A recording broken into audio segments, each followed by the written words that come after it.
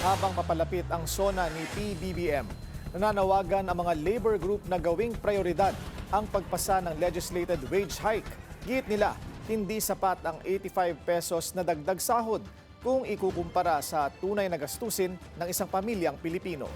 Pamasahe sa edukasyon ng mga bata considering that they're from... Sa memo ng BNC, nanawagan si Bukluran ng manggagawang Pilipino President Attorney Luke Espiritu na isulong ng Pangulo ang panukalang 200 peso legislated wage hike para madagdagan ang panggastos ng mga manggagawa.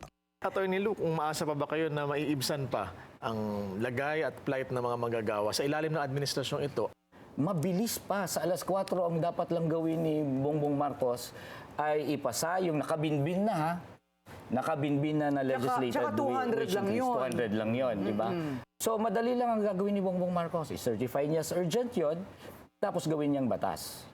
Batay sa pag-aaral ng Ibon Foundation, ang isang pamilyang may 5 miyembro ay nangangailangan ng 1,312 pesos kada araw o 28,527 pesos kada buwan para mabuhay ng disente. Sa halagang ito, mahigit 16,000 pesos ang napupunta sa pagkain. Kasunod ang gastusin sa pabahay, utilities, transportasyon, edukasyon at iba pang pangunahing pangangailangan.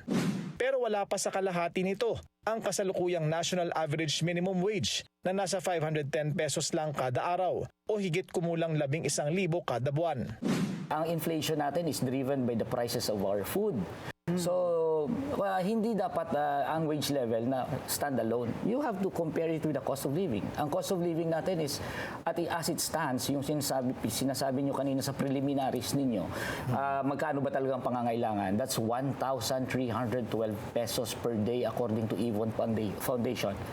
Nagbabala ang mga negosyante na ang malakihang wage hike ay maaaring magdulot ng tanggalan ng manggagawa at pagsasara ng ilang negosyo. Pero kinontra ito ni Espiritu.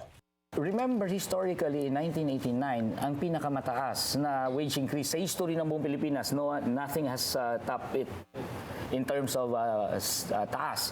It's 40% of the entire wage ang tumaas. 89. Walang layoff, walang taas ng inflation, walang pagsasara ng mga business. Ayun. Tsaka nagkaroon pa ng stronger buying power ang bawat mga Pilipino. manggagawa. Yes, that's correct. Babalik Which is din good naman sa for ekonomiya. the economy, ha? Babalik din naman sa ekonomiya. Correct.